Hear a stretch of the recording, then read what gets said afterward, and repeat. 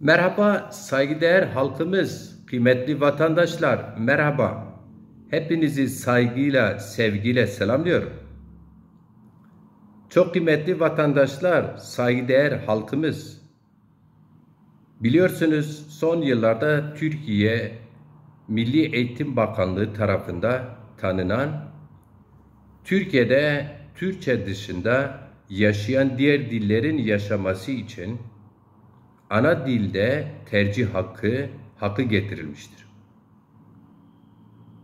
Bu sebeple yılda bir Milli Eğitim Bakanlığı tarafından yenilenen bu tarih kayıt süreçleri bu yılda 30 Ocak ile 12 Şubat arasında Milli Eğitim Bakanlığı sitesine resmen ilan edilmiştir.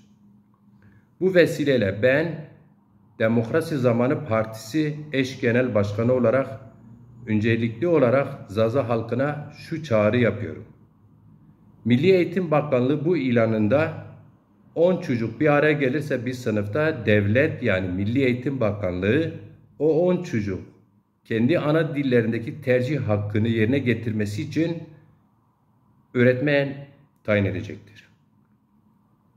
Kıymetli vatandaşlar, biliyorsunuz Muzur Üniversitesi'nin ve Bingöl Üniversitesi'nde Zaza Dili Edebiyatı bölümleri vardır. Burada yıllardır okuyan birçok vatandaş mezun olmuş, yani Zazaki dilimizin dil öğretmeni hakkını kazanmıştır. Ama ne acıdır ki bu vatandaşlar mezun olduktan sonra, diplomalarını aldıktan sonra işsiz kalıyorlar.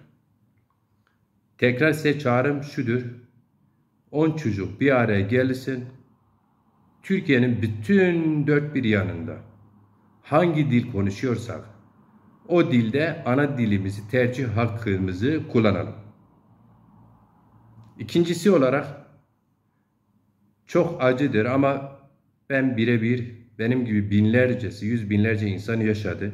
Biz çocukken ben misal kendi ana dilim dışında herhangi bir dil bilmezdim. Biz tam 5-6 yıl okuyacaktık ki daha çat pat Türkçe çözebilelim, konuşabilelim.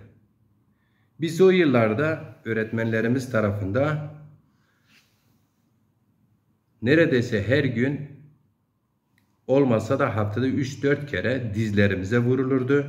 5 parmağımız bir araya getirilir, zopayla vurulurduk, dövülürdük. Niye? Bir an önce Türkçeyi öğrenmiyorsunuz diye. Biz ana dilimizi, şimdi de diyorlar ki bize ana dilinizi tercih hakkınızı kullanın. Biz ana babamızı tercih etmedik. Yaradan verdi bizi, ani anadan, ani babadan. Biz ırkımızı tercih etmedik, seçmedik yani. Bu seçim Yaradan tarafından bize bahşedildi.